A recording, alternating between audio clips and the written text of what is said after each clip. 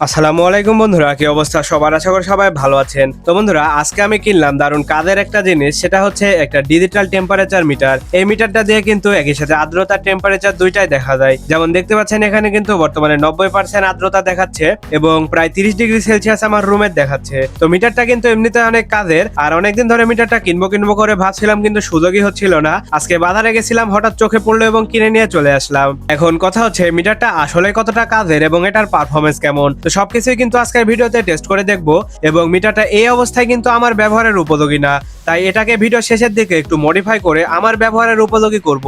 তো সব মিলে চলুন বন্ধুরা, আজকের ভিডিওটি শুরু করা যাক। আর ভিডিও শুরুতে আমার চ্যানেলে নতুন হয়ে থাকলে অবশ্যই চ্যানেলটি সাবস্ক্রাইব করে শেষ পর্যন্ত সাথে থাকবেন।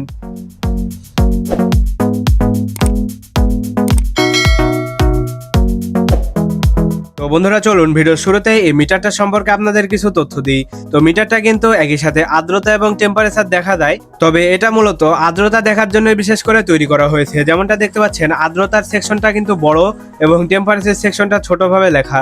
আর এখানে কিন্তু একটা তারের মাথাতে মূল সেন্সরগুলো দেওয়া আছে, যেটার মাধ্যমে বাতাসে থাকা আর্দ্রতা এবং রুমের টেম্পারেচার গুলো ডিটেক্ট করছে।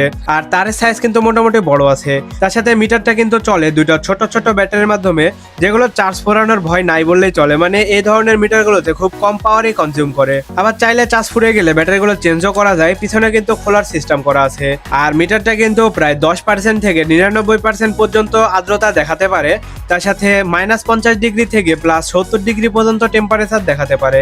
এখন এখানে কিন্তু আমার মূল সমস্যা, আমি কিন্তু কিনতে চেয়েছিলাম ছবিতে থাকা কালো ওই মিটারটা, কিন্তু বাজারে খুঁজে খুঁজে ওটা কোথাও পেলাম না। শুধু এটাই সর্বত জায়গাতে পাওয়া যাচ্ছে, কারণ এই ধরনের মিটারগুলো বেশিরভাগ ক্ষেত্রে আপনার ইনকিউবেটরে ব্যবহার করা হয়, যেটা প্রায় অনেকেই ব্যবহার করেন। তার জন্য এটা অ্যাভেলেবল সবসময় পাওয়া যায়, কিন্তু ওইটা সব জায়গাতে পাওয়া যাচ্ছিল না। তবে এটা দিয়ে স্বাভাবিক হালকা পাতলা কাজ কাম চালানো যাবে। তো এটা টেস্ট করার জন্য ফার্স্টে চলুন এটার টেম্পারেচারটা টেস্ট করি। তার জন্য একটা গ্যাস লাইটের মাধ্যমে এখানে কিছুক্ষণ হিট দেব, এবং হিট দেওয়ার পরে দেখবো যে এটা আসলে তাপমাত্রাটা ঠিকভাবে দেখাচ্ছে কিনা। তো এখন কিন্তু আমার রুমের টেম্পারেচার প্রায় 30.7 ডিগ্রি সেলসিয়াস আছে। চলুন একটু হিট দেওয়া যাক। আর এটা কিন্তু প্লাস্টিক, তাই সাবধানে হিট দিতে হবে, না হলে কিন্তু একেবারে নতুন অবস্থায় নাই হয়ে যাবে।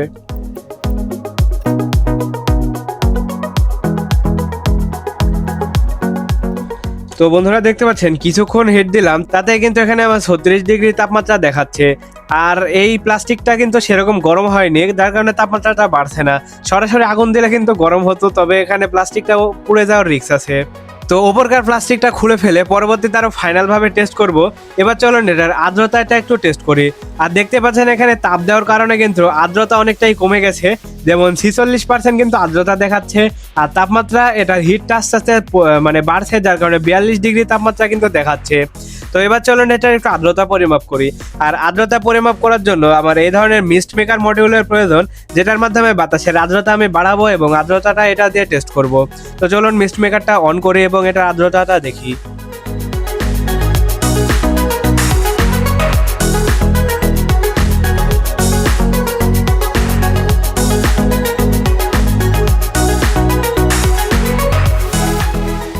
যাই হোক, দেখতে পাচ্ছেন মিটারটাতে কিন্তু এখন 99% আর্দ্রতা দেখাচ্ছে এবং টেম্পারেচার প্রায় 28 ডিগ্রি দেখাচ্ছে।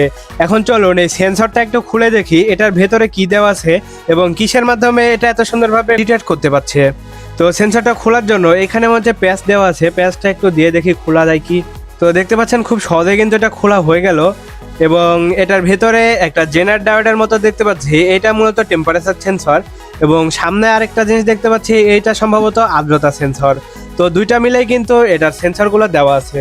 তো এখন চলুন এবার খোলা অবস্থায় এটার একটু টেম্পারেচারটা মেজার করে দেখি। তখন কিন্তু উপরে প্লাস্টিক থাকার কারণে ভালোভাবে টেম্পারেচার দেখা যায়নি। তো এখানে যে জেনার ডায়োডটা দেখতে পাচ্ছি, এখানে আশা করি হিট দিলে টেম্পারেচারটা দেখতে পাওয়ার কথা। আর আর্দ্রতা কিন্তু এখানে কমছেই না, 99% এখনো দেখাচ্ছে। মানে এটা পুরোপুরি ভিজে গেছে, তো যার কারণে এরকম। তো চলুন একটু হিট দিই। হিট দেওয়ার কারণে কিন্তু আর্দ্রতাটা একটু কমে যাওয়ার কথা। আর একটু সাবধানে হিট দিতে হবে, হিট দিতে গিয়ে যেন আবার একবারে ডেড না করে ফেলি।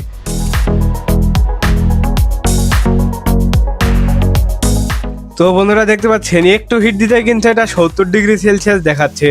আর এটা কিন্তু হয়তো বা হিটের কারণে আরো বেশি তাপমাত্রা হয়ে গেছে, তবে যেহেতু এটা সর্বোচ্চ 70 ডিগ্রি, তাই 70 ডিগ্রি পর্যন্তই দেখালো। আমার মনটা একটু খারাপ হয়ে গেল। আমি কিনতে চেয়েছিলাম কালো একটা টেম্পারেচার মিটার, ওইটা কিন্তু অনেক ডিগ্রি পর্যন্ত টেম্পারেচার দেখাতে পারে, প্রায় সম্ভবত 200-300-র উপরে, আর এটা খুবই কম দেখাচ্ছে। তো যাই হোক, জিনিস যেহেতু কেনা হয়ে গেছে, কাজে অবশ্যই লাগবে।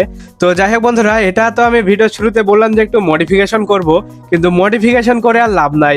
আমি ভেবেছিলাম এখানে যে টেম্পারেচার সেন্সরটা আছে, এটা প্লাস্টিকের কভার থেকে বের করে একটা লোহার কিছুর মধ্যে ঢোকাবো, তাহলে এটা অধিক গরমেও নষ্ট হবে না এবং ভালোভাবে টেম্পারেচার দেখাতে পারবে।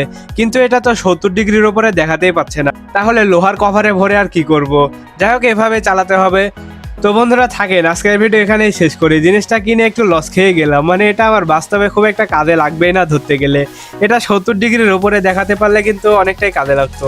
তো যাই হোক বন্ধুরা, শেষ পর্যন্ত ভিডিওটি দেখার জন্য ধন্যবাদ আপনাদের।